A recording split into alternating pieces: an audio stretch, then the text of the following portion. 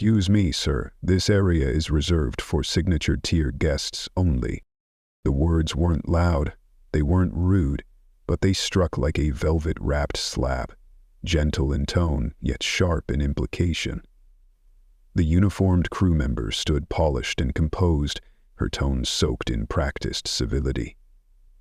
The man paused just a few feet from the entrance to the champagne deck, where sunlight danced through the glass, catching the effervescence of Krug Grand Cuvée like tiny constellations in a bottle. He wore a cream linen jacket with a tailored Italian cut, soft brown loafers, and carried an aged Berluti leather bag. No flashy logos, no gold accents. Just quiet elegance and the kind of understated refinement that speaks louder than designer labels. No Patek Philippe on his wrist, no entourage, nothing performative, only presence. Behind him, a younger man in a double-breasted blazer stepped forward, the glint of his Cartier watch catching the light, titanium Rimowa luggage trailing smoothly behind. The same crew member's demeanor shifted immediately. "Welcome back, Mr. Ellison. Your Krug is chilled and waiting." The first man remained still. He didn't protest, didn't speak. He simply nodded, turned away, and reached into the inner pocket of his jacket. A Mont Blanc notebook emerged, black leather, edges worn smooth by years of use.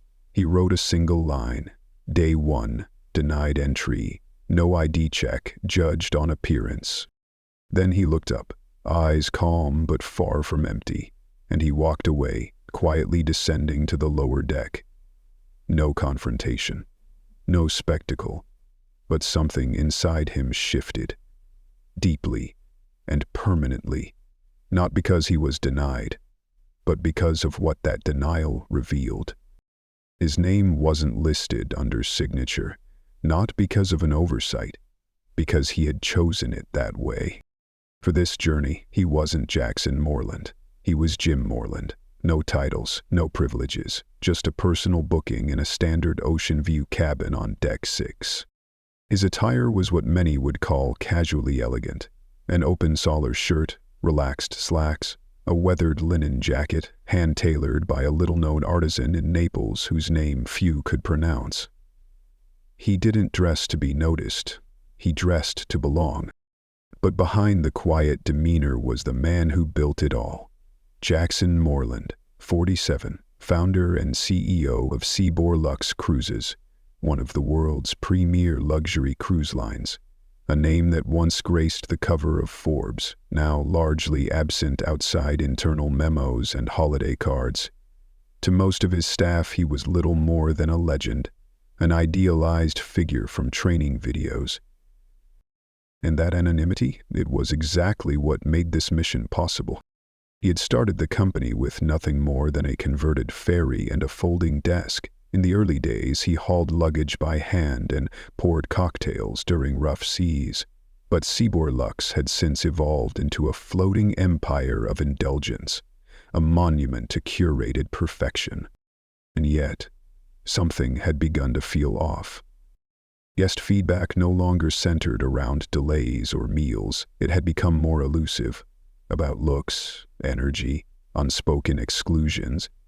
It didn't show up in metrics, but it lived in the atmosphere. So Jackson did what few CEOs would dare. He disappeared. No assistance, no advance notice. Just his real name, a notebook, and a private conviction. If our service only shines for the visibly wealthy, we have failed at luxury. He sat in the Palm Court Lounge on Deck 6, sipping black coffee from a paper cup, not Baccarat crystal. He watched people, their expressions, how they were greeted, or not. On the lower deck near reception, he observed an elderly couple dressed in simple cruise wear waiting patiently. No one approached them, no greeting, no offer of water. Moments later, a woman swathed in a Hermes shawl and Chanel slides breezed in. Two staff members immediately smiled, called her by name, and whisked her away to a private tasting.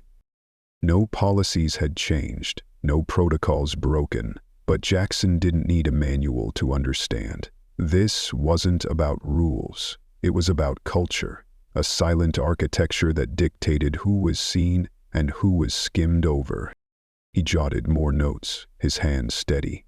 Staff responsiveness is higher to branded accessories than to spoken guest needs. Non-luxury attire correlates with slower service, fewer smiles. On the top deck, he watched a man in high-expend resort wear being offered a tour of the ship's bridge, a rare and prestigious perk. 10 minutes later, a retired school principal asked the same question and was told the area was off-limits. The difference: one wore loro peana, the other wore a cruise tee and white sneakers. Each moment was small, almost dismissible, but Jackson knew the truth. Culture reveals itself in the milliseconds, and the culture of Seaboard Lux, once hailed as one of the world's finest, had quietly veered into dangerous waters.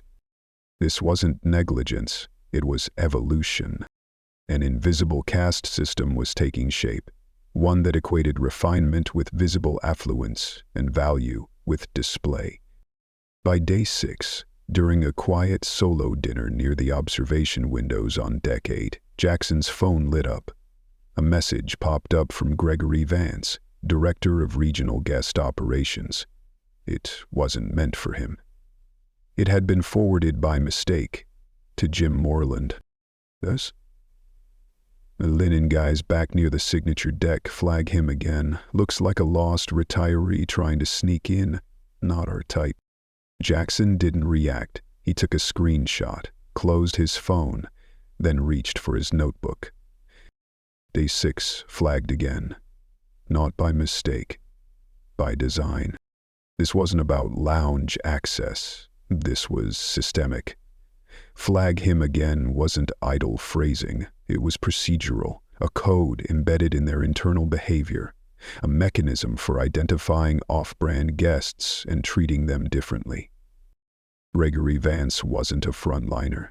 He was upper management, a tone setter, a belief shaper. Jackson didn't clench his jaw. He didn't speak, but inside, something sharpened. If even leadership had come to quietly define luxury by its appearance, then Seaboard Lux hadn't just drifted off course. It was sailing full speed into the wrong future. And now he was ready to change its direction, from the inside out. That night, Jackson watched quietly from a distance. A family dressed in designer resort wear was being escorted to the ship's bridge, flutes of champagne in hand, their laughter echoing across the deck like a private celebration. Then, an older man, perhaps 70, Panama hat neatly perched on his head, approached the reception desk and asked softly, "Would it be possible to visit the bridge like they did?" His staff member glanced sideways at a nearby supervisor before replying in a low, rehearsed voice, "I'm sorry, sir, that area is currently closed to guests." Jackson didn't react. He simply observed. And later that night, he exercised one of the few executive privileges he had left, arranging a private meeting with Captain Alton, the man he had personally appointed years ago. Inside the captain's office, a space that once held pride and shared mission, Jackson's voice was quiet but unwavering. "Since when do we deny guests access to the bridge?" Alton hesitated, then answered with a sentence that would carve itself into Jackson's memory forever. "Some guests don't match the image we're expected to maintain." Those words didn't just sting, they cut to the core, not because of their content, but because of their source. This was the captain, the one who should embody fairness and dignity, yet here he was, echoing the same coded language that had quietly infected the culture of Seaboard Lux. Respect had been quietly replaced with optics. And if even the person at the helm subscribed to that belief, it meant the entire ship, not just physically but morally, had drifted off course. At dawn the next morning, Jackson disembarked. No photos, no goodbyes. Just a single, silent step back onto dry land. carrying the weight of 7 days of uncomfortable truths. By midday, he appeared at Seabor's global headquarters in Manhattan, not in linen, but in a charcoal suit, polished shoes, and with the fire of clarity in his eyes. That afternoon, he called for an emergency meeting. 12 executives, heads of branding, operations, and human resources, gathered around a long conference table. Some greeted him with casual smiles, unaware of what was about to unfold. Others sensed the change in the air, the stillness that precedes a storm. Jackson didn't open with a PowerPoint. He didn't stand behind a podium. He spoke just one sentence. I was flagged 3 times on my own ship. Silence blanketed the room. Then, without dramatic flair, he produced screenshots, internal messages, hidden protocols, footage from ship cameras, and finally, a quote from Captain Alton himself. The knockout punch came last. The captain refused a guest's bridge visit, not for safety, but because the guest didn't look the part. One executive leaned forward, bristling. "This seems personal." Jackson's voice remained even, but his eyes had the weight of steel. "Then explain to me why the founder of Seabor was told he didn't belong on the very deck he designed." Again, silence, not from fear, but from something deeper, shame, and perhaps readiness. Jackson placed a thick leather folder on the table. Employee records. One by one, he opened them. Claire Whitmore, signature lounge host, 17 flagging incidents, all targeting guests without visible luxury branding. Kevin Maddox, deck supervisor, denied cabin upgrades based solely on attire. Gregory Vance, the architect of the so-called image filter protocol, silently enforced across 5 ships. No one made eye contact anymore. Feeling of significance for his life that finally had resonant purpose. Someone finally asked, "How did this happen?" Jackson didn't answer. He didn't have to. The answer had been written across every page, every whisper, every judgment. Change had already begun. No applause followed the meeting, no reassurances, just slow, heavy nods. By day's end, 17 staff members were suspended pending internal review. 5 were dismissed outright, including Gregory Vance. But for Jackson, this wasn't closure. It was ignition. "We're not doing this to protect a brand," he said, his voice firm but low. "We're doing it to restore the dignity we've been quietly stripping away." And for the first time in years, there were no polished PR smiles, no forced clapping in the boardroom, just understanding. This wasn't a campaign. This was reckoning. The next morning at exactly 9:00 a.m. Eastern, every screen on every Seabour Lux vessel flickered to life, from bridge to spa deck, crew quarters to guest suites. And there was Jackson Moreland, standing alone in a plain navy polo inside a modest office aboard the Seabour Radiance. No filters, no dramatic lighting, just honesty. "Some of you know me as the founder of Seabour," he began. "But last week, I was just another guest on Deck 6. I wore a linen jacket, no fancy watch, no designer luggage, and I was quietly dismissed 3 separate times. Not for anything I did, but because of how I appeared." He stared into the lens, his gaze clear, not angry, but weighted with hard truth. That judgment didn't come from policy, it came from culture. A culture we tolerated too long, and I helped enable it by staying distant, by staying silent. He paused. "Luxury isn't found in a watch or a wine list. It lives in how we make people feel seen." That sentence, spoken without flair, rolled across the decks like thunder. In crew lounges, some looked away in shame, others closed their eyes in quiet relief. But everyone listening knew he was right. The storm wasn't coming. It was already here. And it was cleansing. "Effective immediately," he continued. All visual-based guest assessments are abolished. We are forming a passenger advisory board made up of real travelers to guide not just how we look, but how we make others feel. He leaned forward. Every guest, every time. That's not a slogan. It's our identity. Or we don't deserve to sail. The screen faded to black, but the message remained, seared into the minds of every crew member, captain, and concierge. Later that afternoon, Jackson stood on the top deck of the Seaboard Legacy. No disguise, no notebook, just a man, watching with intent. A retired couple stepped aboard. No luxury bags, no designer fashion, but this time they were greeted with a genuine smile, handed champagne, and escorted to their room with grace. And in that moment, Jackson knew this wasn't the end. It was the beginning. The change had begun. That weekend, Jackson invited longtime guest Harold Gibson, who had quietly confessed, "I used to be proud of my loyalty. Now I just feel labeled," to his office overlooking the harbor. No press, no prepared statement. Just two people in the gentle symphony of distant waves. "You didn't know who I was," Jackson said softly. "But you spoke the truth, and it helped me see myself." Harold smiled gently. "I just wanted to matter." Jackson pressed 2 first-class cruise tickets into his hand, but the real gift was an invitation. "We want you to join our new passenger advisory board." Harold blinked, taken aback. "You just ask one thing, that this doesn't fade." Jackson nodded firmly. "Never." That night, before leaving his office, Jackson opened his Mont Blanc notebook and wrote his final line.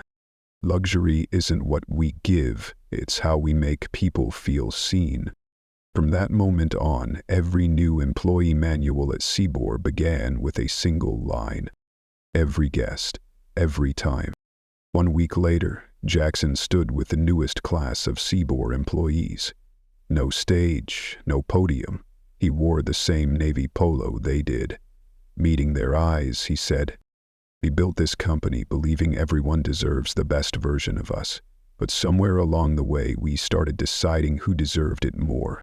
He paused, scanning the room. "Ends here, and it starts with you."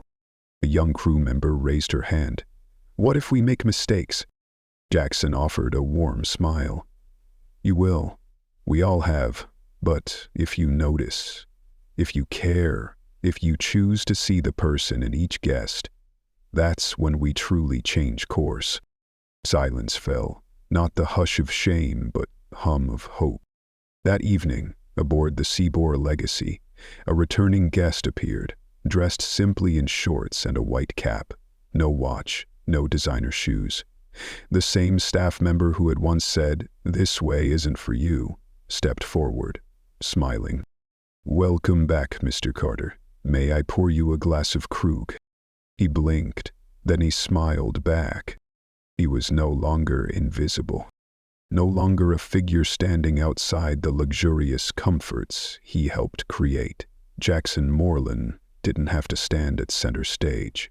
His presence was imprinted in every nuance. The recognition in the crew's gaze when an older guest boarded, the graceful manner in which they poured champagne without checking luggage labels, the sincerity in their voices. Each of us has felt overlooked for how we look. His voice whispered through the internal comm channel like a gentle breeze. "If this story resonates with you, keep watching.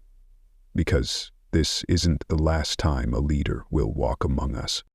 1 month later, the Seaboard Radiance prepared for its maiden voyage under the new passenger dignity protocols.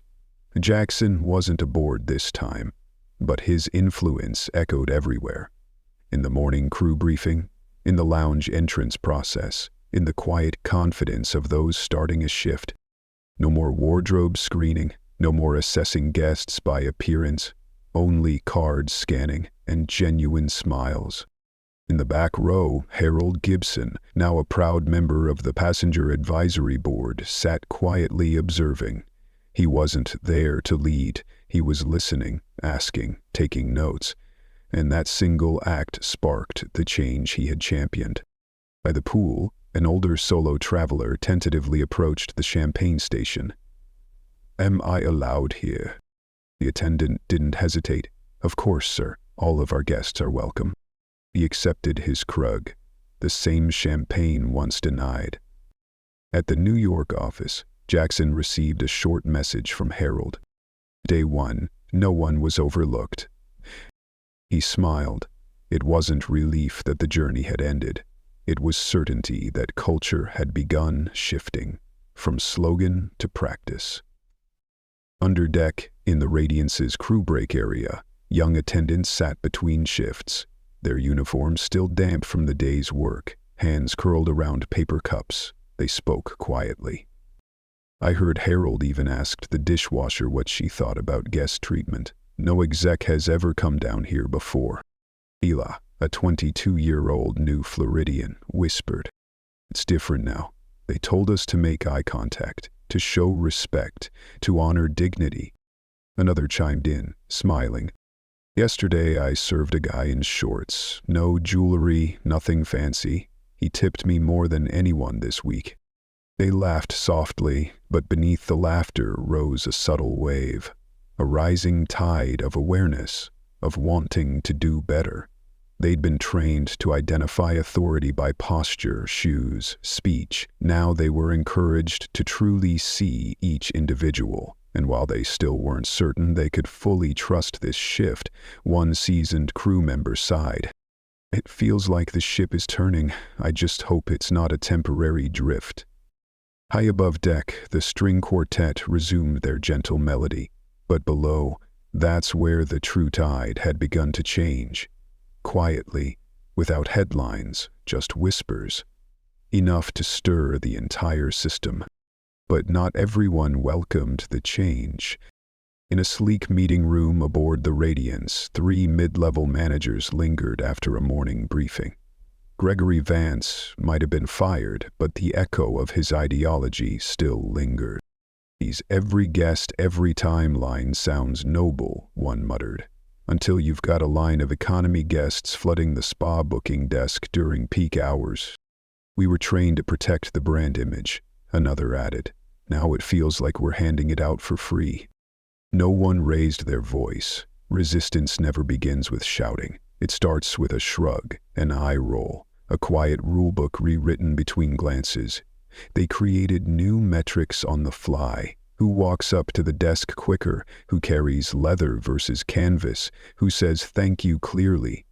They didn't need formal flagging anymore. Bias, like a virus, adapts. It hides behind smiles, dresses itself in the language of standards. That night, one of them whispered to a new hire, "Remember, not everyone belongs on every deck, no matter what the new policies say."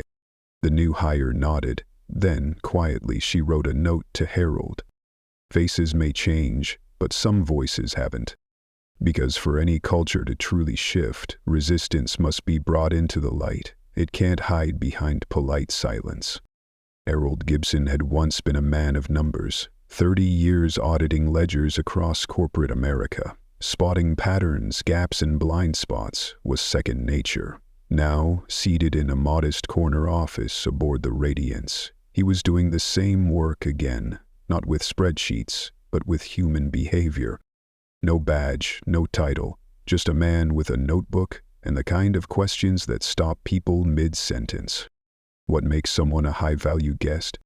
And you change your tone if someone's dressed casually? Have you ever overlooked a guest's request based on first impressions? Some answered truthfully, others sidestepped, but patterns emerged. Front desk logs, drink service history, crew notes. They all began telling the same story. It was a quiet revolution, not launched by a new policy, but by the courage to look inward. The small tells still unfolded. Faster service for those with designer tags, the quick glance exchanged between staff in lounges. Silent signals, never printed in a handbook but etched into behavior. A few managers still used the phrase deck-appropriate in private meetings. Harold circled the phrase in his soft leather notebook, soft barriers still in place. That night, he messaged Jackson. Phase 2 must begin. The surface has shifted, but the structure hasn't. He knew. Changing a rule is one thing. Changing a belief system? That's an entirely different audit. And it demands a different kind of courage. No one expected him to appear. Not in that room, not at that hour. But Harold Gibson, with his quiet steps and weathered eyes, entered Saori Radiance's senior leadership meeting. No nameplate, no title, just the oldest man in the room, notebook in hand. "I'd like to say a few words," he said softly. A few glanced around, others offered polite, dismissive smiles. Until Harold opened his notebook and read aloud. "Get appropriate, protect the brand image, not really our kind of guest." The room shifted. I've heard these phrases, whispered in lounges, meetings, even during staff briefings. Not in your manuals, but in your mouths. A young manager started to respond. Harold raised his hand. "I'm not here to accuse. I'm here to ask. Who taught you that luxury equals exclusion? I've been loyal to this company for 15 years. And last year, when I dressed simply, you looked straight through me like I didn't exist." Then he looked each one in the eye. "If the quality of your service depends on the weight of a watch or the stitching of a handbag, you're not selling luxury. You're putting on a show." And with that he left. No reprimands, no commands, just a wake-up call from within. Her name was Celia Hart, Guest Experience Officer, 6 years aboard the Radiance, polished, disciplined, a believer in the maxim presentation drives perception. When the passenger dignity protocol launched, she sighed. She had always sorted guests in her mind not by ticket class, but by shoes, voice, posture. But Harold's words echoed. "If your service relies on a watch, you're acting, not serving." That evening, when a man with unkempt hair and worn khakis approached the front desk, her old instincts stirred, but Celia stopped them cold. And she smiled. "Mr. Lund, we've upgraded your suite to Deck 9 Ocean View, no charge." "You didn't ask for it," he murmured. Celia responded softly. "Sir, you didn't need to. You're our guest." It wasn't a performance. It was a choice. Later, she reopened her notebook, the one she'd used to jot down labels like low status, cheap bag, or not suitable. One by one, she erased every remark. Then she sent Harold a message. "You were right. I knew better. I forgot. But today I remembered. Change doesn't begin in crowds. It begins with one person, with someone brave enough to see." The next morning, Celia made a small adjustment to the daily bulletin. No fanfare. No condescension. Greet guests by name, regardless of their attire. Offer assistance before they ask. Assume they deserve it. Don't judge them by their appearance. Some crew raised their eyebrows, others nodded. By lunchtime, the shift was evident. A young attendant held the elevator door for an elderly guest in sandals, smiling. "Mr. Hayward." A sommelier poured a glass of Krug for a woman carrying a canvas tote. No prompting required. No memos were needed, because example travels farther than email. That evening, Celia passed a corridor and overheard 2 new crew members whisper, "We don't sort guests anymore, we just serve." She didn't intervene, didn't correct, but a quiet, sincere smile curved her lips. Because cultures don't change through policy alone, they change when one person dares to do what's right, and others follow. No one expected him, no announcement, no VIP list.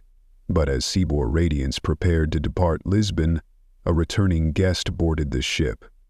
Alan Whitaker, a retired physics teacher and a loyal guest since 2009. He had once written a letter, complaining about being passed over at dinner because he wasn't wearing a blazer.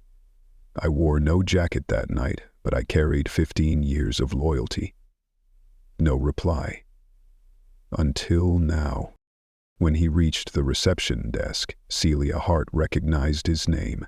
She had reviewed his file the previous evening and stepped forward. "Welcome back, Mr. Whittaker. We've prepared your preferred cabin on deck 8, and tonight a seat is reserved for you at the captain's table, if you'd enjoy it." He hesitated. "I didn't ask for that." Celia smiled gently. "You didn't need to. We realized we were late in saying thank you." That night, Alan sat beside Captain Alton, who had quietly embraced the new culture. Looking out over the water, Alan didn't feel elevated. He wasn't upgraded, but he felt something rarer. Seen. As stars twinkled above the Atlantic, he thought, maybe this company isn't beyond hope after all. They were no longer just guests. No leadership titles. No suits. But that morning at Seabour's New York headquarters, 7 people, retirees, solo travelers, longtime loyalists, sat around a long glass table. At its head sat Harold Gibson, holding a single sheet of paper. No legal jargon, no corporate speak, just 5 simple pledges, short words that would ripple across every Seabourn ship. 1. A guest's dignity may never depend on attire, age, or origin. 2. Service evaluations must include behavioral observations, not just numbers. 3. Staff will be assessed based on empathy, not only efficiency.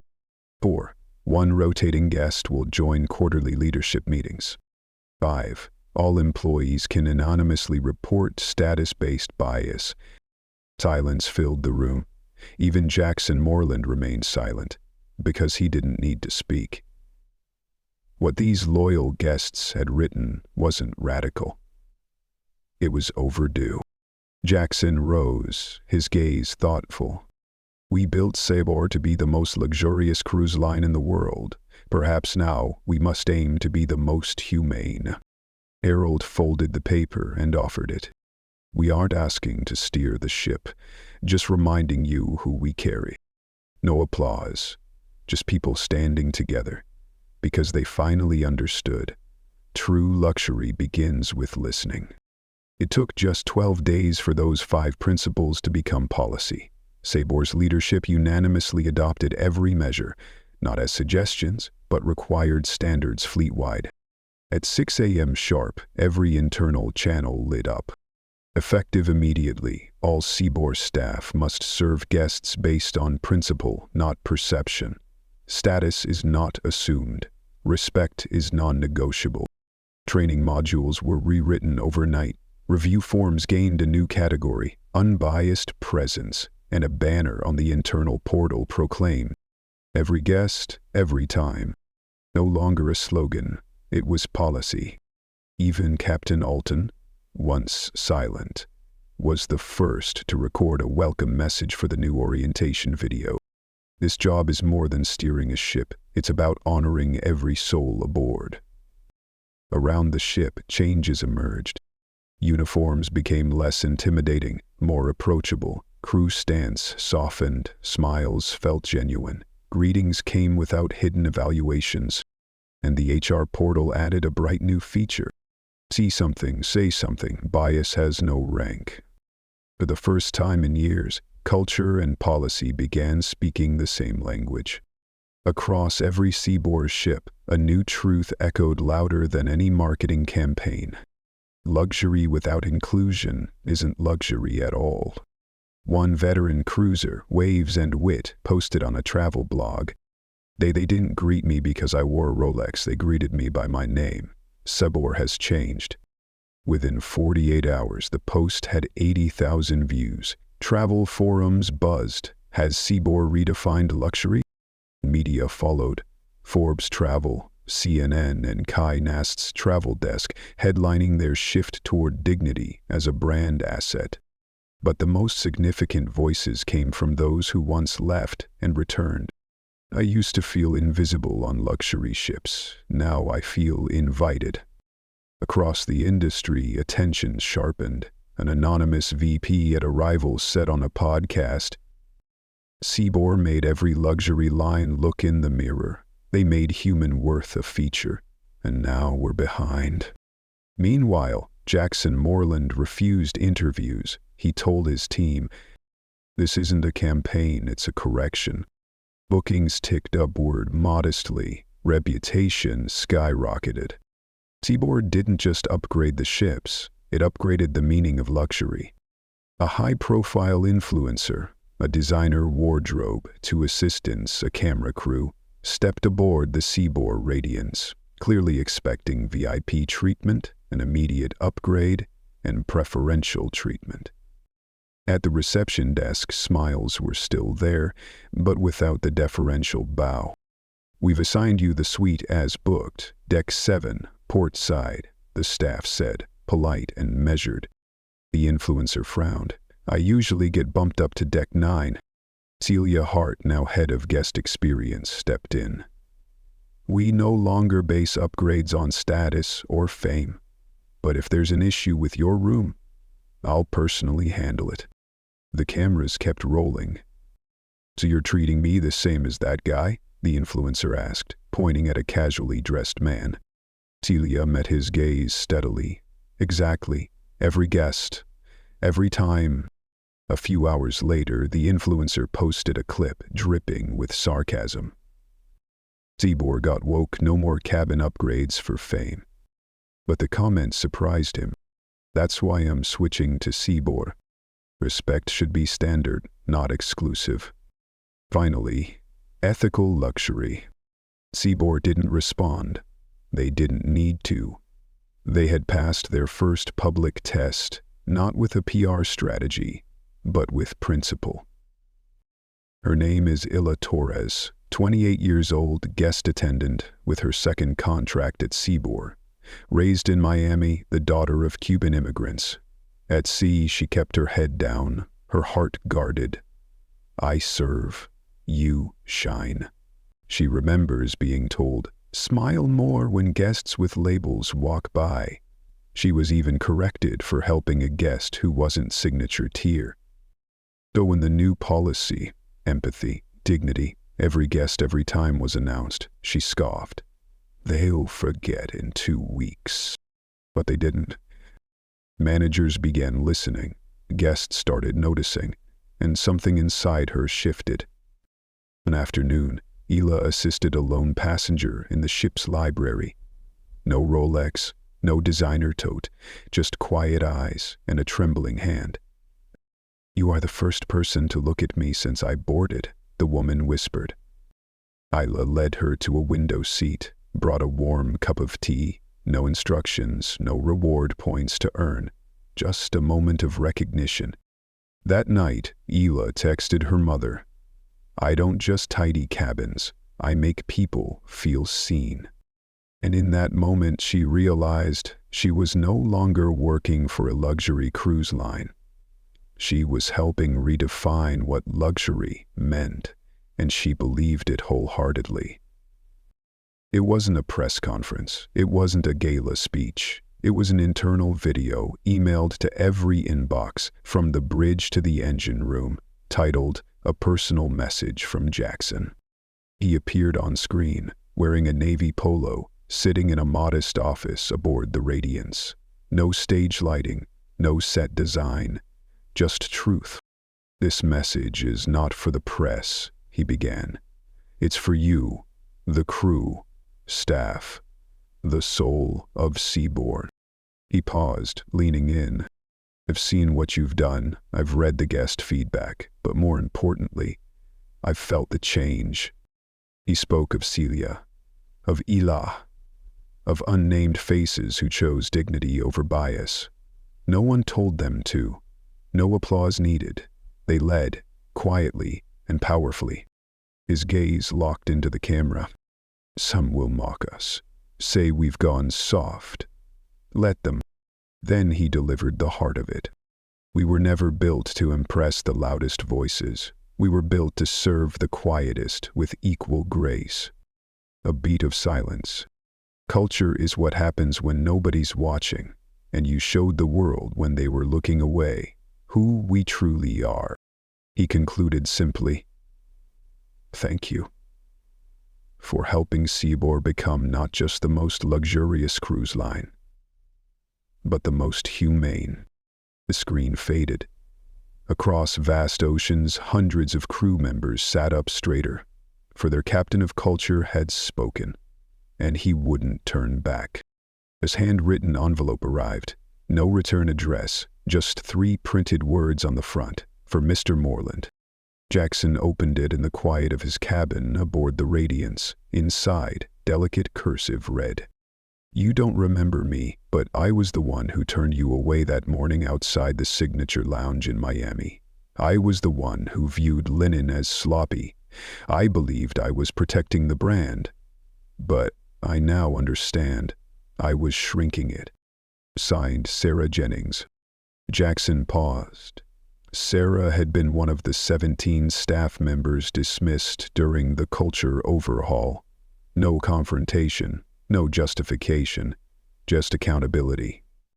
But now, her words continued, "I've watched what Seaboard has become. I know I was replaced by something better. I'm not asking for my job back. I'm not offering excuses. I just want to say, I am sorry for the tone, the silence, the assumptions, and thank you for not letting it stand." Jackson gently refolded the letter, placed it inside his Mont Blanc notebook, the same one from his undercover journey, because some apologies don't seek forgiveness. They offer recognition, and even the quietest ones can close a chapter with dignity. The letters kept coming. "I've seen what Seaboard has become since then. I know I was replaced by something better. I'm not asking for my job back. I won't offer excuses. I just want to say I'm sorry for my judgmental glance, for my silence, for the assumptions I made, and thank you for not letting it continue." Jackson gently folded the letter and tucked it into his Mont Blanc notebook, the same one he carried during his undercover journey. Because some apologies aren't meant for forgiveness. They're simple acknowledgments. It all began with a tweet posted by Seaboard's biggest rival, Oriel Voyages. "True luxury is seeing the person, not the outfit. We're watching, listening, learning." At first people assumed it was PR. Then Travel Weekly released an exclusive. Oriel had launched an internal review into a decades-old system that classified guests based on appearance. An anonymous director admitted, "Seaboard raised the bar. Honestly, we needed this wake-up call." Jackson didn't respond to reporters. He simply forwarded the article to Celia with one line, "The tide is turning." Even the Deck 1 engineer sensed it. Mateo Cruz had spent 15 years below deck in dim light, surrounded by engines and steel. "We're the ghosts," he often joked. "Guests only know our names when something breaks." But in recent months, something changed. Managers began asking not just about the technical faults, but about the people. And one day, during a crew meal, Jackson quietly showed up. No entourage, no speech. He carried a tray, sat next to Mateo, and asked, "What should guests see but haven't yet?"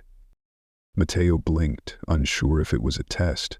Then he answered, "At hard work, pride. We're not just fixing pipes, we're preserving trust." A week later, Jackson quoted Mateo's words in a ship-wide broadcast. For the first time in his career, the man from the engine room was seen.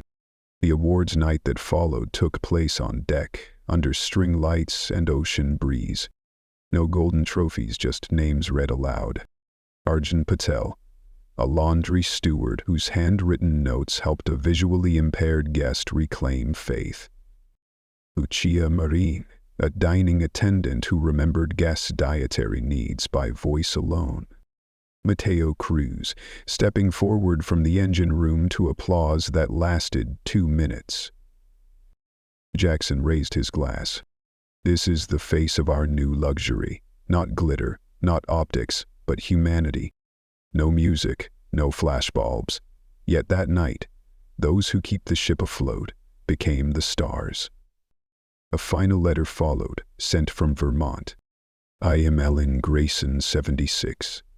I completed the Athens-Lisbon voyage, not as a vacation, but as a farewell. My husband and I planned this trip for years. He passed before it happened. I came alone, silent, wrapped in grief. I expected politeness, but what I received I never imagined.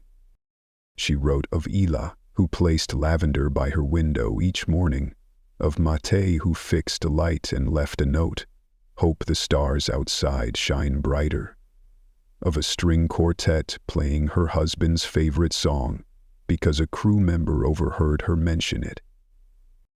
I've traveled the world, I've seen opulence, but I have never experienced this kind of grace. She ended with one sentence. People didn't just carry me across the sea, they carried me through goodbye. Her letter was framed and hung in the crew lounge, so no one would forget. Behind every name on a manifest is a story longing to be honored. As the Seaboard Radiance docked in Lisbon at sunset, Jackson stood alone on the upper deck. No cameras, no speech, just waves, memory, and the golden light on the water. In his hand, the filled Mont Blanc notebook. On the final page, he wrote 4 words. Every guest, every time. Below deck, Celia Hart gathered her team. Today, she said, we're no longer enforcing policy. We're upholding a promise. From housekeepers to engineers, captains to bar staff, everyone was invited into the mission, not just to serve, but to see, to listen to what had been overlooked, to speak where silence once prevailed, to ask again and again, what does true luxury feel like? The answer was never in gold-trimmed menus or marble floors. It lived in unconditional kindness, genuine respect, service without assumption. When the gangway lowered for the first new voyage under this promise, a small but elegant sign was placed beside it. No slogans, no branded logos, just one phrase. You belong here. Always. The ship set sail once more, but what truly anchored it now was something far deeper. Seaboard had changed, and the tide had only just begun to rise.